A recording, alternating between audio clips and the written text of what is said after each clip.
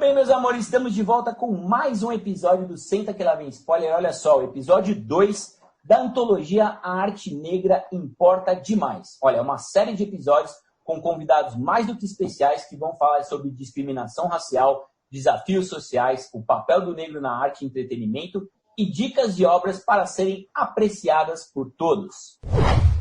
Hoje, como sempre, tenho aqui ao meu lado o oráculo da sétima arte, Rodrigo Cunha. Fala, Cunha! E aí, pessoal, tudo bem?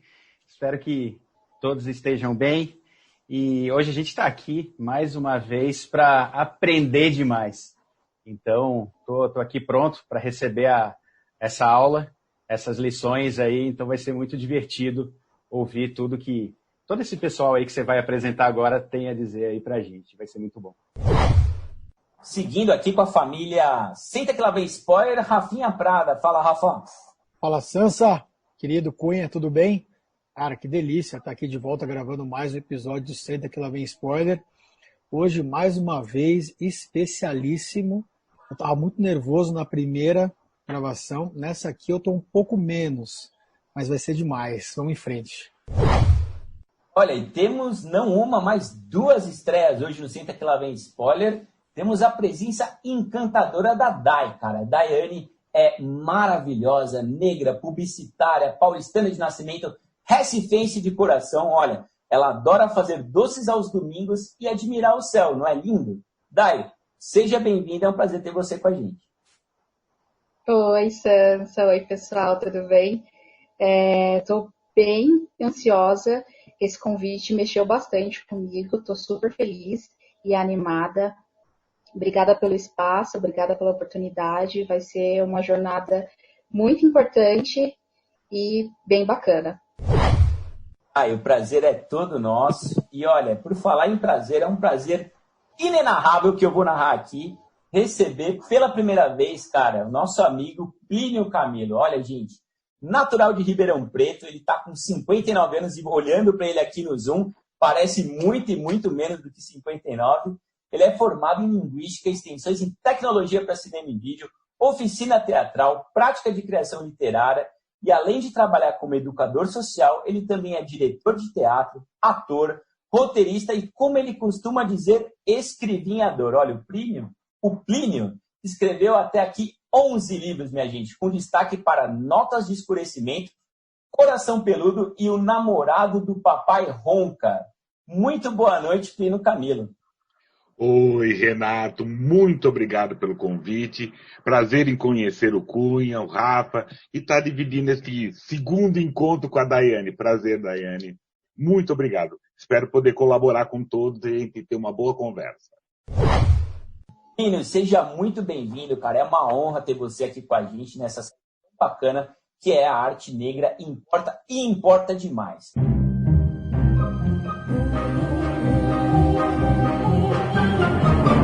Senta, que lá vem spoiler.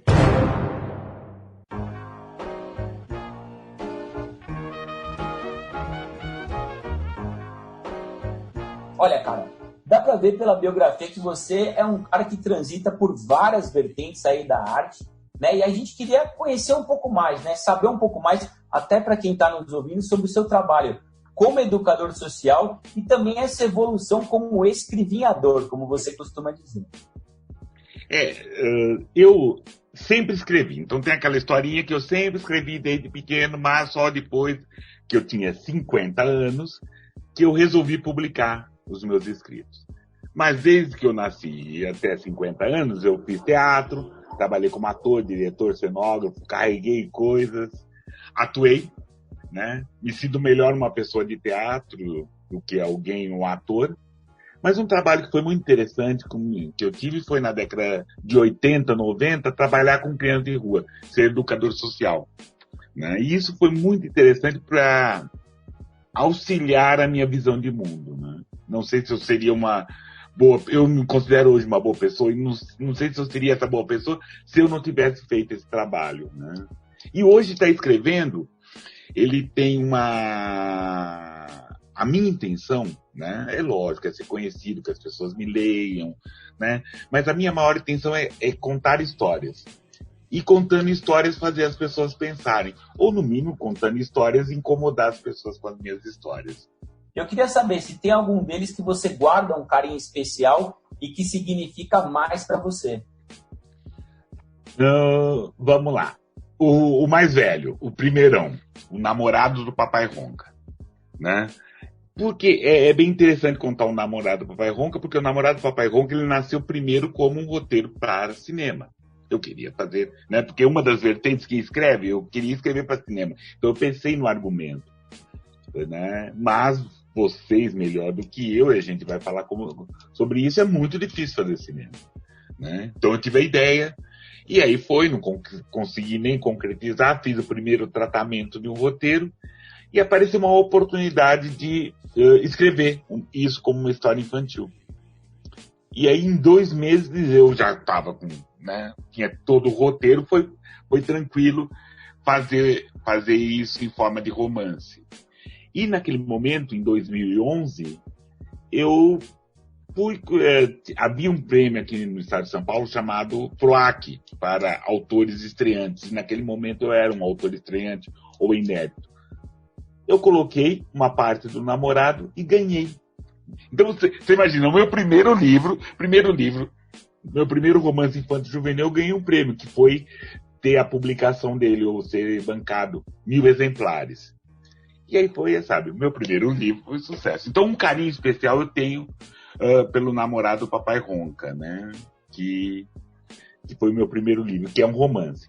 De lá para cá, os outros que vêm, já eu trabalho em outras vertentes de conto, que eu sou mais um contista. Eu gosto mais de histórias curtas, trabalho muito mais com histórias curtas. Mas o namorado do Papai Ronca eu tenho um carinho especial, né? Que sempre volto. E até posso dividir também nesse espaço de cinema, sim.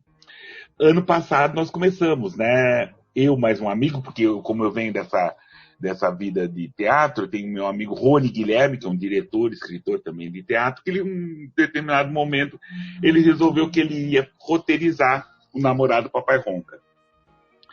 Ah, não quero que o meu livro vire um filme, eu prefiro que ele vire uma série. E aí, de lá para lá, nós tornamos o namorado do Papai Ronca uma série, né? Uma história que se passa em Procópio, que é a cidade do namorado do Papai Ronca. Então nós estamos fazendo uma série, escrevendo uma série assim, que o Rony, né? Rony Guilherme, ele tem assim bancado com o sangue dele, né? Então estamos aí. Vocês, melhor do que eu, sabem como é difícil você fazer uma série, umas coisas assim. Plínio, eu vou pescar aqui uma frase que você colocou pra gente nas suas respostas, onde você diz que tem alguns contos baseados em histórias suas, né? E a gente está vivendo um momento hoje que o movimento antirracista ele tem ganhado cada vez mais força, né? A gente tem ganhado cada vez mais força com isso. E você é um escritor que começou tarde, né? Começou com 50 anos, e eu vou fazer um paralelo aqui com a Conceição Evaristo, que apesar de escrever desde jovem, começou a publicar seus livros só com 44, 45 anos só também, né? E veio com o conceito da escrevivência, né? Onde, para o branco, isso não fazia sentido, óbvio. A gente lê todos os livros de autores brancos baseado nas histórias de brancos, né? E tem uma frase da Conceição Evaristo que eu até deixei separada para a gente falar aqui hoje, que é que a nossa escrevivência ela não pode ser lida como história de ninar os da casa grande, e sim para incomodá-los em seus sonhos injustos. Então, nesse momento de luta antirracista, e a gente tem a Conceição Evaristo como um dos pilares de escritores pretos, Djamila Ribeiro, para falar das mais recentes, Winnie Bueno, o próprio Silvio Almeida, advogado que tem ganhado destaque nos últimos meses também. São alguns nomes que a gente tem usado e que a gente tem passado a ouvir mais, né, nesses últimos meses. Para você, como é que você enxerga essa ascensão paralela, né, do antirracismo, dessa luta que tem ganhado força mesmo, por N motivos? A gente vai falar um pouco mais sobre isso mais para frente. E também quais autores, talvez, para as pessoas que querem aprender, como nós, que querem saber mais do escritor preto, o que você recomendaria para a gente que vive inundado numa experiência branca, seja ela numa escola, ensino fundamental, médio, seja no ensino superior. É bem interessante, porque essa questão da escrita negra ou escrita afro-brasileira, mas a escrita feita pelo negro, como um dos pensadores, o Kuti, fala, que é o negro na primeira pessoa, ele sendo o narrador dessa história e contando, né? É muito interessante. A minha experiência de vida, a minha escrevivência, ela tem aparecido muito nos livros de contos mais recentes. Notas de Escurecimento, é um livro pequenininho de contos que eu tenho feito, tenho trabalhado. Ele tem uma experiência legal, mas principalmente o Outras Vozes, né? Que é o negro. Os narradores são todos negros, contando a história do negro, que eu escolhi um momento, que era um momento que havia, né, negros sendo escravizados aqui no Brasil. Então são eles contando a história do ponto de vista deles, né, que não são, né, quase nenhuma história vitoriosa, né, isso é muito interessante, assim. Elencar vários, você falou agora escritores, tem um pessoal jovem, Fábio Cobra, que faz um afrofuturismo, que é muito interessante. Poemas, temos Jarid Alves, né? O Kuti mesmo. Mas um interessante para entender o ponto de vista dessa questão da luta negra você falou do Silvio, ele é presidente do Instituto Luiz Gama. Luiz Gama tem uma história muito interessante, né? Ele nasceu livre, a mãe dele, teoricamente, Luísa, era uma negra livre. Em determinado momento, na Revolta dos Malés, por volta de 1830, lá em Salvador, a mãe some, ele vai morar com o pai branco, português, burguês. O pai acaba vendendo como escravo. Ele vem para São Paulo, tem uma história muito interessante, que isso, também falando na questão do cinema, é um filme que o Jefferson D. está fazendo, Prisioneiro da Liberdade, ele tá fazendo essa história do Luiz Gama, né? E esse é um diretor negro fazendo uma história negra com atores negros. Então ele conta a história do Luiz Gama. Então a história do Luiz Gama é muito interessante. Cruz de Souza, muito interessante, isso no poema. Vamos pensar na prosa, Lima Barreto. Eu tô relembrando aqueles chatos que nós éramos obrigados a ler, né? Vestibular. Exatamente, né? Então, Lima Barreto, para contar essa história do negro, então tem esse olhar, porque em nenhum momento na escola fala assim, Machado de Assis era negro. Nosso maior escritor, maior contista, era negro. Né? Ou quando falam do Machado de Assis, né, há um primeiro embranquecimento. Relembremos aquele comercial de um banco, acho que era Banco do Brasil, ou Caixa, onde ele era o primeiro. Na Caixa, e no primeiro momento ele aparece um ator branco, e aí tem toda uma discussão, né? Ou como foi feito os anos passados, né?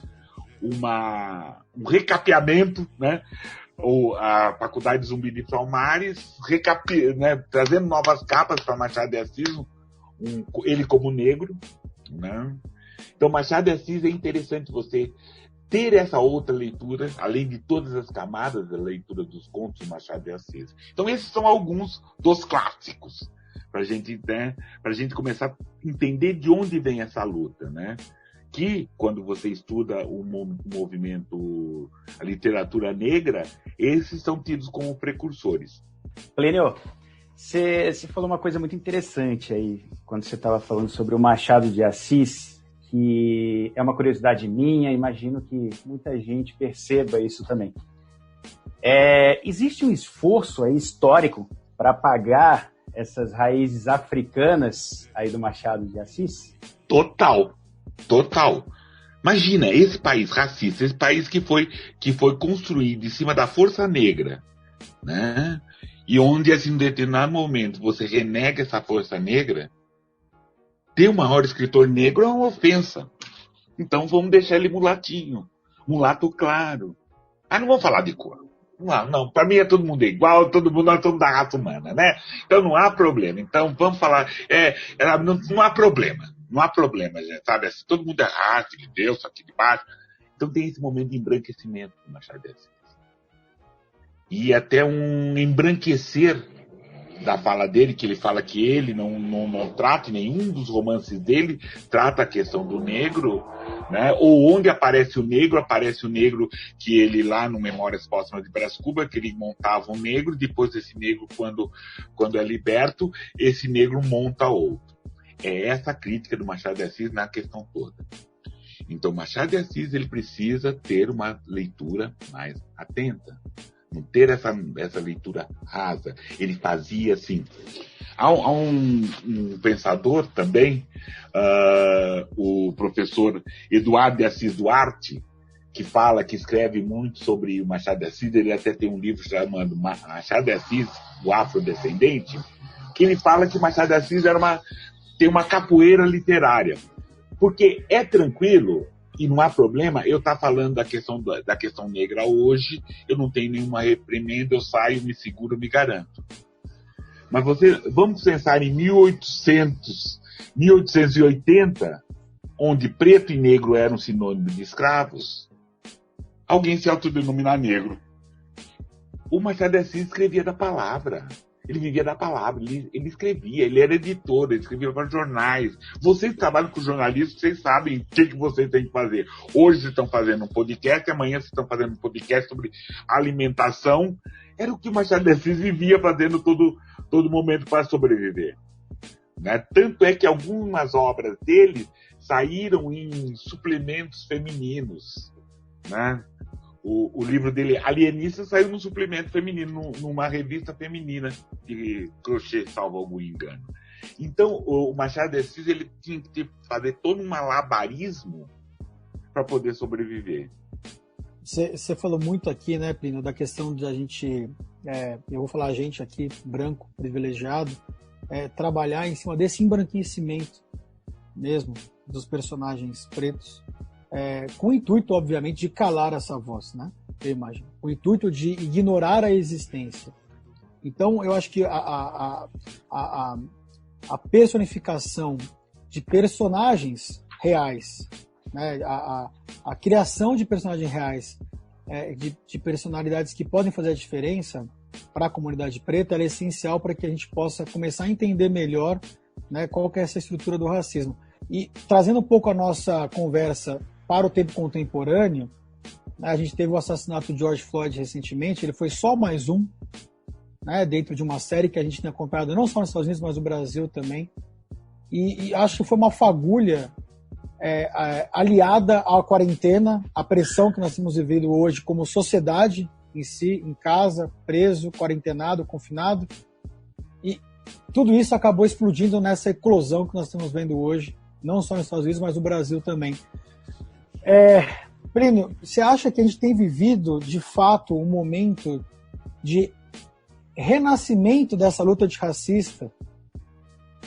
Você acha que é o momento que a gente vai conseguir, de fato, atingir? A gente falou um pouco sobre isso na semana passada com a Jack Siqueira aqui. Aonde que esbarra no vamos todos porque as vidas pretas importam, ou onde que vai não, de fato, agora a gente vai brigar porque a gente realmente cansou e podemos estar vivendo hoje a maior luta antirracista dos nossos tempos? Essa luta nunca parou. Agora ela está visível ao branco. Mas essa luta nunca parou. Se a gente lembrar que teve a luta pelas cotas, né, que foi uma luta que morrendo antes do Jorge, morreu o João Pedro, negro, morreu várias crianças ano passado. Essa luta do negro brasileiro nunca parou. Ela não estava visível, ela não era notícia, né? Mas ela nunca parou.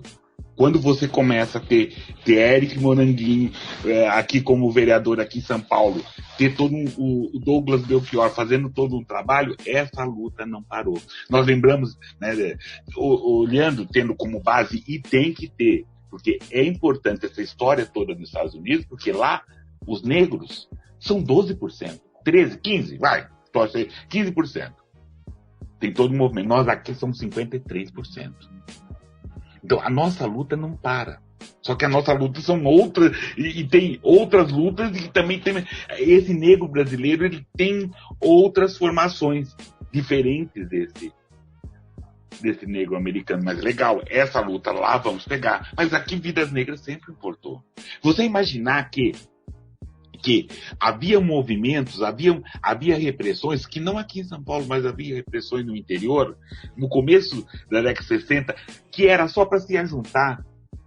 O pessoal ia lá, interior, quem conhece aqui, Rio Claro para Campinas, os negros iam a pé para se reunir, porque os ônibus não permitiam, e as pessoas e os não negros ali faziam escaramuças para eles não se reunirem. Né? Que nós tivemos, no começo da década de 60 e 70, nós tivemos uma repressão contra o negro também, né? De exemplos de luta, nós temos Oswaldão lá na guerrilha do Paraguai, do Araguaia, me perdoe. O Oswaldão, que é um símbolo, né? Era um negro que estava trabalhando. Então, o que eles têm lá e a gente tem que né? Porque a nossa luta são outras lutas. Além de falar que Vidas Negras importam, a gente entender que Vidas Negras importam e saber um pouco dessas nossas histórias. Né? Saber que nós temos também pensadores que vieram até muito perto. Abdias do Nascimento. Abdias do Nascimento, que é poeta, escritor, teatrólogo, né? E que fez o ABC do quilombismo em 1980. Toda uma posição da questão do quilombismo. Aqui a luta negra nunca parou, ela só não foi visível. Ela só não é pauta dos partidos. Nenhum partido político, né? Nenhum partido político de esquerda, de centro, adotou essa questão negra. Quase não adotaram, né, daí na questão da mulher, né? Tem que fazer toda uma briga para ter cota e neguinho fazendo, desculpa, neguinho não, branquinho, fazendo toda uma questão de estar passando história. Então, essa questão negra nossa aqui no Brasil, ela tem, essa questão da vida importa, nos Estados Unidos começa do zero, nós começamos aqui do menos 27. Então nós temos toda uma corrida para se ajuntar, para se entender, né? Para se reconhecer, né? Para se reconhecer na luta, e é uma loucura você se reconhecer na luta, né? Saber que você é tão negro quanto eu, né? Você se reconhecer na luta. Então nós temos outras dificuldades. Não, eu só vou complementar com o negócio que você começou na resposta aqui, Plínio, sobre as cotas, né? Que é algo que gerou uma polêmica absurda, né, no Brasil. E eu ouvi isso de alguns amigos pretos na época, e ainda ouço, quão importante foi, né, a gente ter cota para pretos, e o quão chocante, eu estava conversando aqui um pouco antes com a Dai, com o Sansa e com o Cunha, o quão chocante que foi para os estudantes pretos chegarem numa faculdade e simplesmente serem imersos num mundo branco, sem professores pretos, sem obras de referências pretas, nada. Era como se tivessem só colocado ele ali dentro e falado, daqui para frente você está preenchendo uma cota. Né? E é importante essa luta, é um começo, né? É um começo para a gente dar o espaço que é de direito, eu imagino. Eu entrei na universidade pública, na UFPE, na Universidade Federal de Pernambuco, por conta das cotas. E é exatamente essa sensação. Eu saí da escola pública, a minha vida inteira estudei em escola pública, ensino fundamental, ensino médio, consegui passar no vestibular e cheguei numa sala e eu estava num mundo completamente diferente, né? E é difícil, você realmente não tem muito apoio, né? Agora as coisas estão começando a trilhar outros caminhos, mas eu fico imaginando antigamente. Com certeza era bem mais difícil conseguir realmente ter voz ativa ali e pensando no estudo em si, conteúdos que eu nunca tinha tido acesso, né?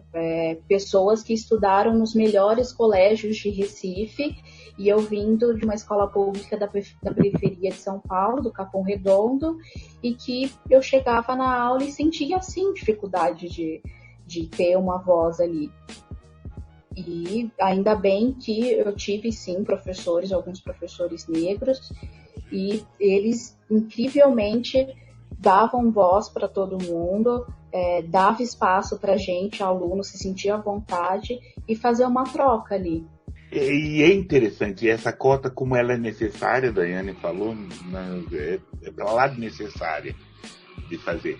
Mas é perceber, você está, por exemplo, né, não precisa muito, mas na escola, nós estudamos a história do mundo branco europeu, a história africana, a história da África. Não tem filósofo, vamos estudar filosofia. Não, só tem filósofo branco, alemão. Só podemos filosofar em alemão. Urubá esquece. Urubá, no máximo, você dança. É isso, né? Então, essa nossa cultura europeia, eurocêntrica, né? Machista, né? Fica num momento... Você está num momento, numa faculdade, que é um salve-se quem puder, né? E uma solidão que você tem, porque você não tem pares, né? É interessante ter professores negros, que legal. Eu tive um professor negro na faculdade. A minha sorte foi que meu pai e minha mãe eram professores. Então, esse buraco de não ter professores negros, eu não tive. Mas outros, assim, pensar, né? A gente conta no dedo quantos professores negros a gente teve.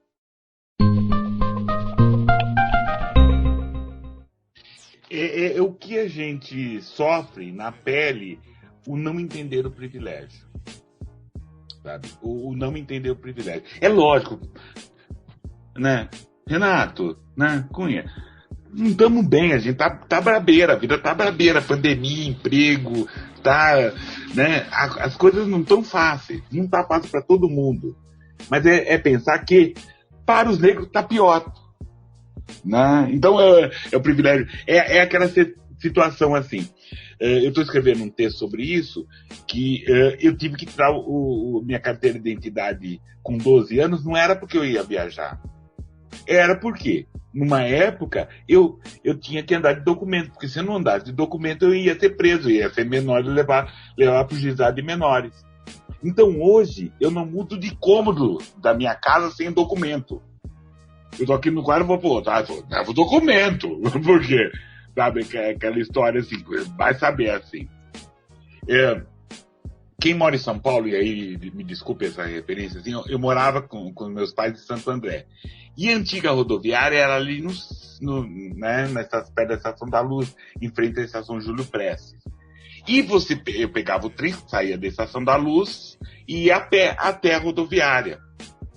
E passava em frente onde era o DOPS. Queridos, indo ou voltando, eu tomei revista toda vez. Sabe aquelas paredes hoje da Secretaria da Cultura? Eu conheço como a palma da minha mão, porque eu grudava naquelas paredes e fazia espacate. O moleque, eu não fazia... Sabe assim? Os caras me batiam assim, num suspiro. Mas era uma questão de o negro andando é suspeito, né? Correndo é ladrão. Então essa briga, essa questão, esse olhar que você recebe dessas autoridades e todo mundo, né, é uma briga. Então fica essas coisas. Não, super-homem preto não, a gente imagina. É assim, você não tem problema. Tem uma história, eu trabalhei muito tempo com menino de rua, né? E tinha os depoimentos de meninos de rua também, que eles estavam lá junto, que os policiais chegavam e aí, né, menino de rua, todas aquelas coisas, cheirado, colado pra caramba, os neguinhos apanhavam mais que os branquinhos. Se o branquinho tivesse mais ou menos legal, ele saltava fora sem nenhum problema. E é essa história, é esse o racismo estrutural que a gente sofre, né, que a gente tem que combater.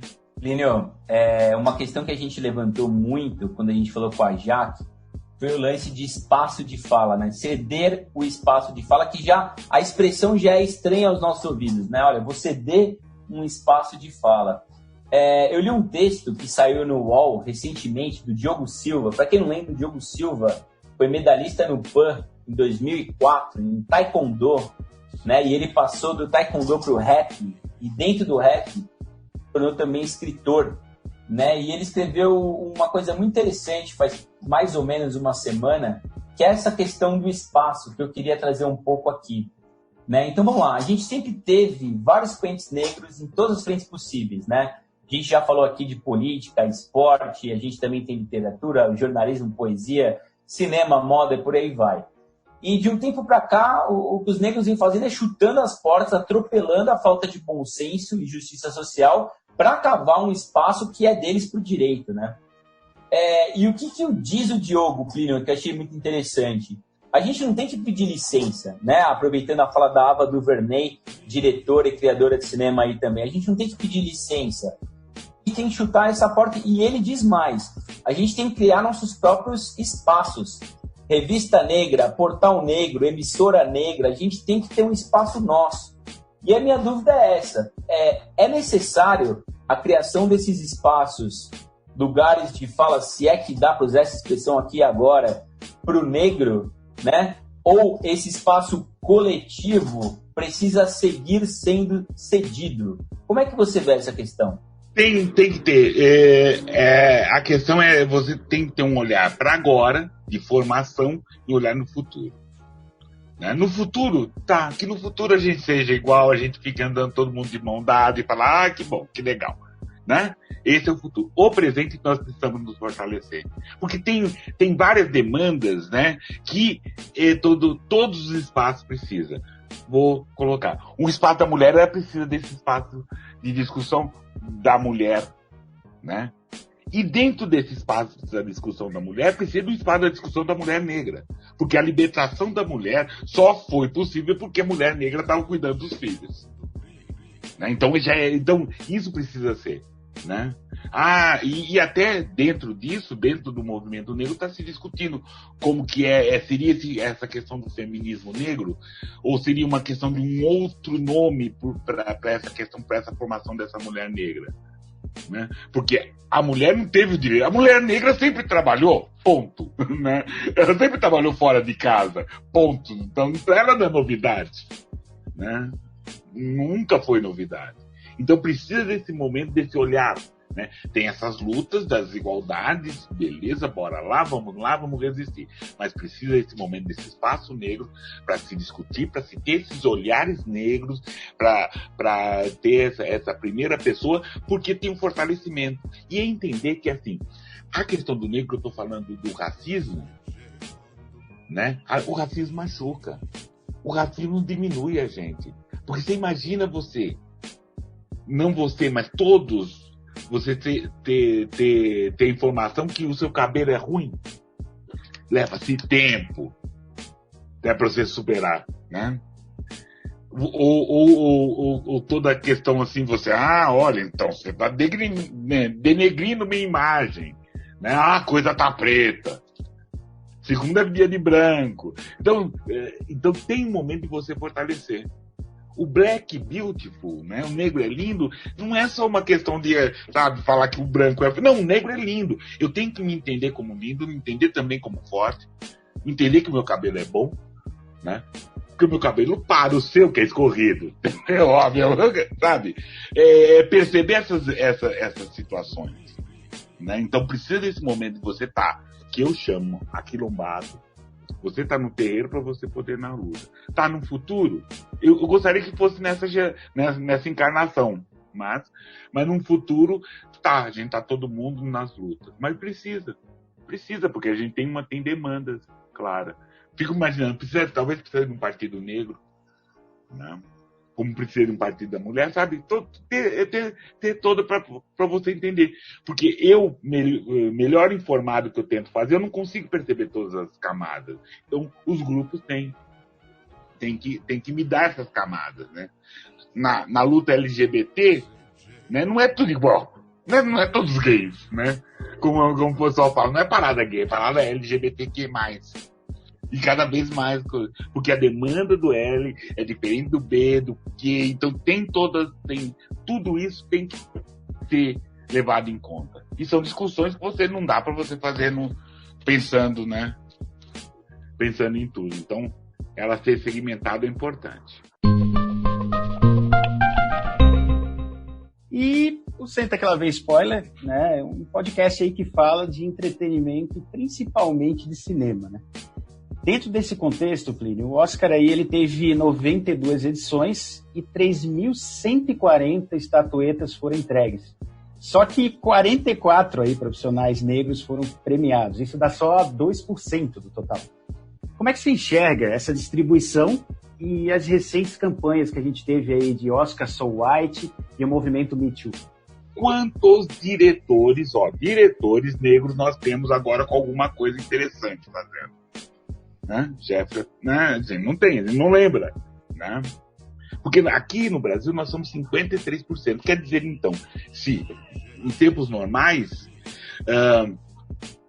de cada 10 filmes ficção que tivesse feita, 5 teria que ser feito com negros. E não é. Não é. Lógico, vocês sabem melhor do que eu que aqui não é uma indústria. Lá já é uma indústria. Então lá sempre teve essa questão do cinema negro, né? Desde o cinema mudo, sempre teve esse olhar, essa questão do cinema negro feito, produzido por negros, essas coisas todas. E que a gente vai atingir. Eu acho interessante levar-se em conta, ter-se em conta, né? Mas a luta negra lá é uma coisa, e a nossa luta aqui também, o nosso pé na porta a gente é metade dessa história. Essa bagaça a gente tem metade dessa história. E como você vê essa abordagem do negro na TV brasileira, na novela e até no cinema brasileiro? Tem o documentário do Zito, né? Negação do Brasil, falando, ele é de 2000, que ele fala dessa questão do não negro na televisão, né, como é mostrado na TV Globo. E, olha, e que ainda não teve aquele malfadado novela que passou na Bahia, né, que a Bahia é o maior, sabe, é a Roma negra e só tinha branco, né, e fazendo essas coisas todas. É extremamente embranquecido ou inviabilizado, né? A gente acaba pensando de situações. O Milton Gonçalves sendo o primeiro negro protagonista, que era um psicólogo naquela novela, salvo algum engano, chamado Duas Vidas. Aquele primeiro casal da classe média negro, né? Família negra, né? No próximo A Vítima. Tá trabalhando. Mas o problema é que nós não temos diretores de televisão, né? Ou escritas negras. Está melhorando, está se levando em conta. Aquela série sobre uma escola, Carolina Jesus, perfeito, legal. Mas precisa mais escritores negros. Por isso, talvez, uma televisão negra. Né? Por isso, talvez, uma televisão negra, para a gente poder exercitar. Eu trago um ponto aqui, pensando nisso na TV brasileira. É muito marcante para mim o episódio da menininha que ficou muito feliz quando viu a Maju na TV, né? Ela, criança ali, o cabelo crespo e ela vendo na tela, se identificando com aquela pessoa. Eu tenho uma memória minha, da minha infância, que é bem significativa para mim. A minha primeira referência de mulher negra foi a Thaís Araújo, na novela Chica da Silva. E isso para mim é surreal, porque era a Thaís Araújo novinha, numa novela onde ela era escrava, e eu vejo que hoje as coisas estão mudando aos poucos, bem aos poucos. Então eu fico muito feliz dessa menininha ter visto a Maju na TV. E agora ela tem uma outra construção, uma outra memória, diferente dessa memória afetiva que eu tenho, né? Dessa lembrança de olhar para a TV e ver alguém ali da minha cor. Certo que num papel representando algo que a gente não quer mais. E eu fico muito, muito mexida com essa memória. E feliz da menininha ter construído algo diferente. É sempre legal a gente lembrar que, como o próprio Plínio falou, as coisas acontecem nos Estados Unidos numa velocidade muito diferente do que acontece aqui no Brasil, né? Basta ver quanto a gente demorou para abolir a escravidão e como isso foi visto e passado pra gente na escola, né? A gente falou isso, inclusive, no primeiro episódio dessa antologia. E aí eu queria perguntar para a Dai, para o Plínio e até para todo mundo aqui da mesa, se vocês têm acompanhado o trabalho de criadores negros fodas, né? Como a Ava DuVernay, que fez a 13ª Emenda, Olhos que Condenam, Selma, o Barry Jenkins, né? Que fez o premiado Moonlight aí de última hora, Se a Rua Bill Falasse, que é um romance lindíssimo, né? Na literatura. Jordan Peele com Corra, que concorreu ao Oscar, com Us, que é um baita filmaço, né? E tantos outros diretores que vêm surgindo lá fora com muito mais espaço. Eu queria saber, Plínio, você tem uma lista aí de diretores favoritos, né? Como é essa sua relação com o cinema já nos anos 2000, digamos assim? Você tem uma intimidade com essas obras que a gente mencionou aqui? Como é que funciona isso? Não gostei muito do Moonlight, mas o Corra achei muito interessante. Os Olhos que Condenam foi muito interessante, porque a questão dos Olhos que Condenam, isso que é uma loucura, assim, é lembrar quantas vezes, assim, aquele terror que aqueles meninos passaram, nós passávamos várias vezes assim, aqui no Lago, na década de 70, no Lago do Paissandu, ou quando saímos do Chic Show, né? Ou quando chegávamos tarde em casa, sabe aquela questão de você ser confundido toda hora? Então os Olhos Condenam foi uma questão de que calou fundo assim pra cá, e que nós temos várias histórias assim também. Eu admiro muito um diretor chamado Lee Louis Daniels. Ele tem um filme que me marcou muito, é bem forte, chamado Preciosa. É um filme de 2009, conta a história de uma menina preta, obesa, que mora em Nova York nos anos 80. Ela tem um pai que faz abusos horríveis com ela. Ela chega a engravidar pela segunda vez desse pai, dessa pessoa. E é muito forte, ela sofre muito por conta de todas essas questões e outras questões que ela não entende, né? Por que ela tá sofrendo aquilo. E é um filme necessário, quem não assistiu, eu acho super, super válido procurar e assistir. E eu vou aproveitar o gancho da Dai e vou sugerir aqui a série Atlanta, com o Donald Glover, né? Que ele é ator, é músico, roteirista, rapper, o cara faz de tudo, né? E ele traz um pouco as agruras de um jovem preto que cresce na cidade de Atlanta, né, no sul dos Estados Unidos, e ele tem um histórico na série de um aluno que saiu da Universidade de Princeton, que é uma das mais conceituadas, por assim dizer, dos Estados Unidos, né? E ali ele lida com temas como a pobreza, a falta de oportunidade, criminalidade e obviamente, com o racismo, né? O Donald Glover é um cara que tem uma estética de arte muito legal. Os clipes dele são sempre muito bacanas do ponto de vista estético mesmo. As letras são muito profundas, mas a série ela é muito legal porque tem um pouco de cômico que tá na vertente dele, mas ele não deixa o trágico de fora, né? Então eu recomendo Atlanta, tá na Netflix, é um baita filme também.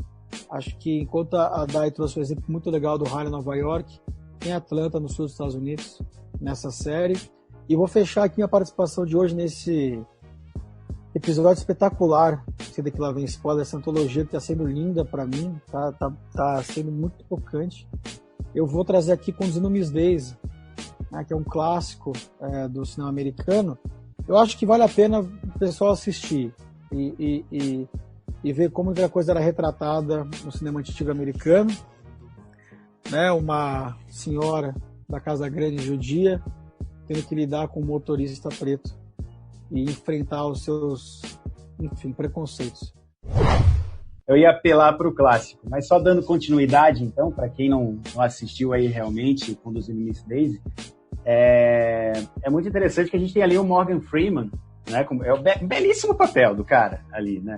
Você vê a Judy ali não conseguindo, né, evitar o preconceito, mas aos poucos ali começando a ter empatia com ele. É muito interessante esse processo, né? Onde as pessoas se permitem se aproximar do negro e descobrir que, caramba, ele é um cara legal. É impressionante isso, né? Então, o filme ele bate muito nisso, é muito interessante. E uma curiosidade é que a gente teve o Green Book, que ele é muito parecido aí com Conduzindo Miss Daisy, ele bebeu demais na fórmula aí, Conduzindo Miss Daisy, e ambos também ganharam Oscar, né? Então, uma bela coincidência, e muito legal essa temática aí sendo trazida pelo Oscar. Então, quem não viu, cara, por favor, assistam.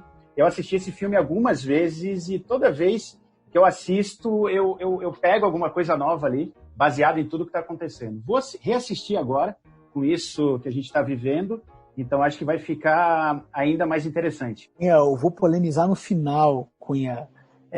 Conduzindo Miss Daisy, Green Book. Vou perguntar para Dai e para o Plínio aqui a visão deles sobre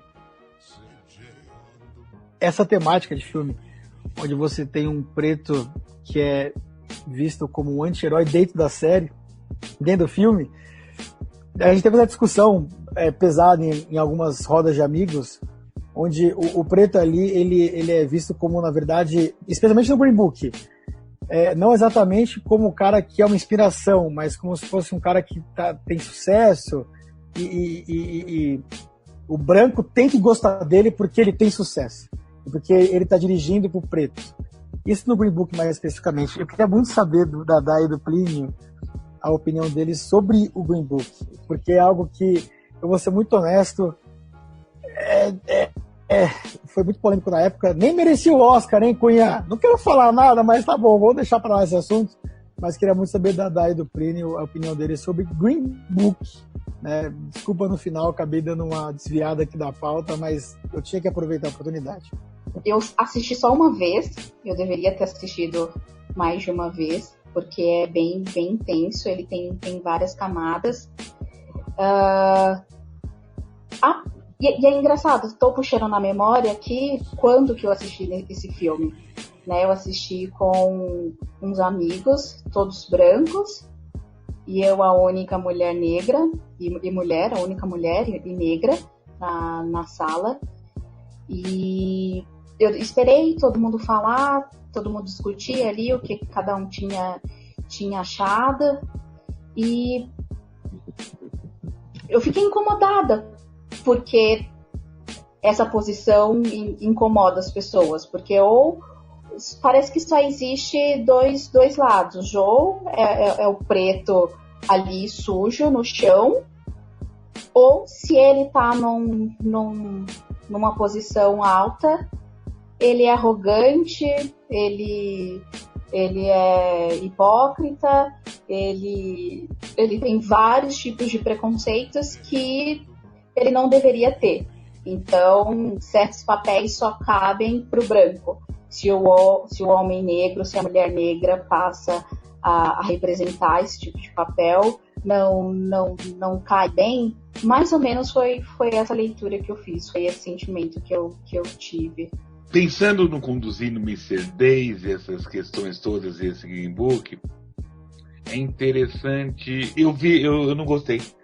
Para mim, assim, a feitura do negro, porque, ele conquistou aquilo tudo, ele merece ter aquilo, né?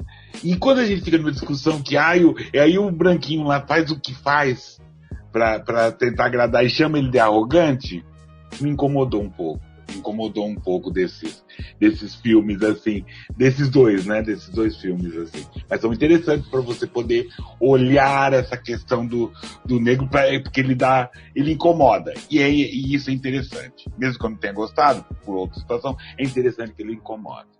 Eu também teria dica de cinema, né? Aí também, entregando a idade, né? A minha sugestão, qualquer filme de 1967 do Sidney Poitier. Mestre com Carinho, No Calor da Noite, ou Adivinha Quem Veio para Jantar. Qualquer um desses filmes é muito interessante de você ver.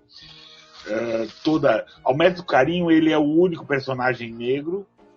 No Calor da Noite é muito interessante, é um policial, tem lutinha, tem todas as questões, tem tapa na cara, é muito legal, né? Tem toda uma outra situação, e ao Mestre com Carinho ele é bem interessante a questão do professor. O Mestre com Carinho é inglês, assim. Essa é a minha sugestão. Eu tenho uma dica também. Ela é uma escritora de 31 anos. O nome dela é Riane Leão. Ela é poeta e professora cuiabana. E tem 2 livros que eu gosto muito que ela escreveu. O primeiro é chamado Tudo Nela Brilha e Queima. E o segundo é Jamais Peço Desculpas por Me Derramar. Ela é bem sensível, tem uma linguagem que eu gosto muito. Eu acho que vale super a pena ter essa leitura também. Olha, minha gente, é a primeira vez que eu vou trazer aqui uma dica de stand-up, tá? A gente sempre fala de filmes, séries, documentários, mas como eu já venho falando há algum tempo sobre Michael Che, né? Ele em 2016 gravou um stand-up chamado Matters. Olha só, Matters. Em 2016, 4 anos atrás, ele é um cara que não tem nada a ver com o que o Ed Murphy fazia, nada a ver com o que o Chris Rock fazia. Ele não tá ali para animar o público e fazer as pessoas rirem, ele tá ali para incomodar, né? Esse stand-up do Michael Che tá na Netflix, tá? Ele debate diversas questões, muitas relacionadas à raça, ao racismo, ao antirracismo, a Donald Trump, né? A sociedade americana. E é muito interessante porque enquanto você assiste 1 horinha, tá, gente? Enquanto você assiste esse stand-up, você vê que a plateia, mais ou menos 70%, 80% composta por brancos, dá aquela risada amarela e sem graça, do tipo, haha, para continuar o show. Mas tem um desconforto muito grande que ele causa e você vê no semblante dele o prazer que ele tem ao causar esse desconforto. Porque o Michael Che não foi colocado lá nesse lugar para agradar. Ele foi colocado para incomodar. E é isso que ele faz. Ele incomoda muito, ele é muito ácido, ele toca em pontos assim cruciais porque a gente está vivendo agora em 2020, faz 4 anos esse stand-up. Então, Matters, do Michael Che na Netflix, também é uma tremenda dica para a gente dar aqui. Olha, minha gente, eu não tenho nada mais a acrescentar além de agradecer, e agradecer imensamente a presença encantadora do Plínio Camilo. Plínio, obrigado por aceitar o nosso convite, participar dessa série aqui tão importante, trazer muito do seu conhecimento. Esperamos mais vezes, de repente, falarmos de filmes de lutinha, de literatura, da sua próxima obra, né? Estamos ansiosos pelo seu próximo livro, próximo lançamento. E fica à vontade aqui, se tiver novidades, deixa a gente saber, por favor. Legal, Renato. Bom te ver. Tem meu carinho, né? E gosto muito de você. Faz muito tempo que a gente se viu, hein? Foi na Casa das Rosas, hein? A última vez. Aconteceu várias coisas, tarará, torcendo por vocês. Muito obrigado da presença. É só chamar, entendeu? Só chamar que eu venho.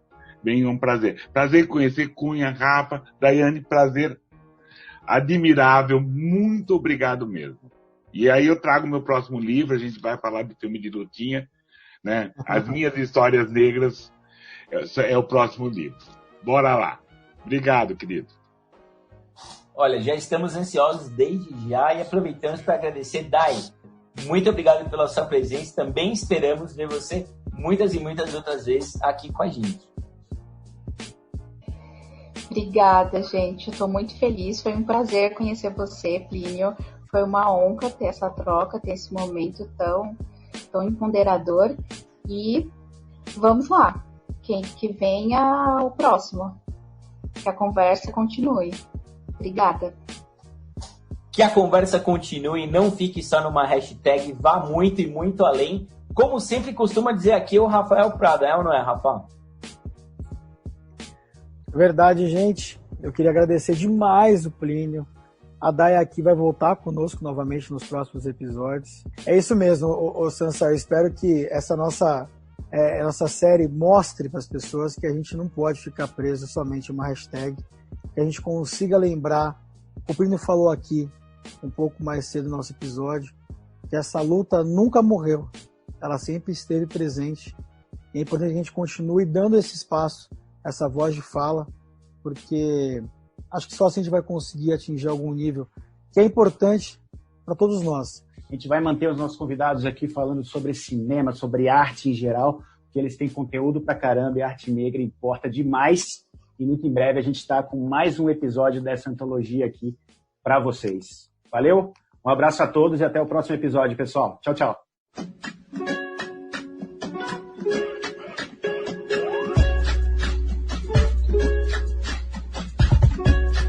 O que é o Sinta Que Lá Vem Spoiler, cara? Olha, o Sinta Que Lá Vem Spoiler, Sansão, é um podcast dos nerdicitários, começa por aí, chamado... Um deles é o Rodrigo Cunha e o outro cara é o Renato Sansão.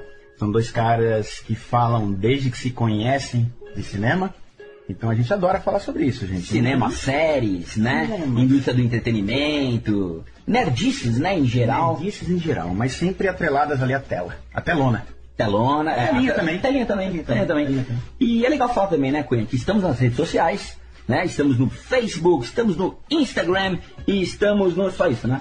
São as duas redes sociais. Para por aí, né? A gente não consegue administrar tudo. A gente usa muito a nossa sigla, que é o SQLDS.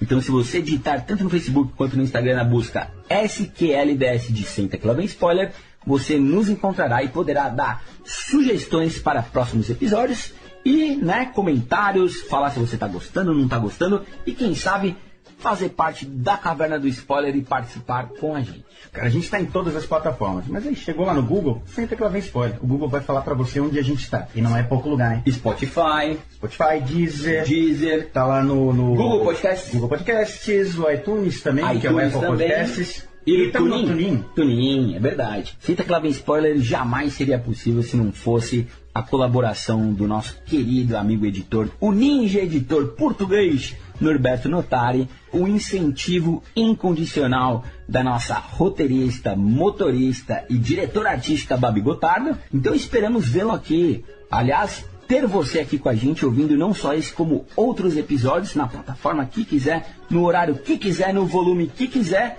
E não se esqueça, né, Cunha? Coloquem os seus fones, aumentem o volume e... Senta Que Lá Vem Spoiler! A, B, on the B.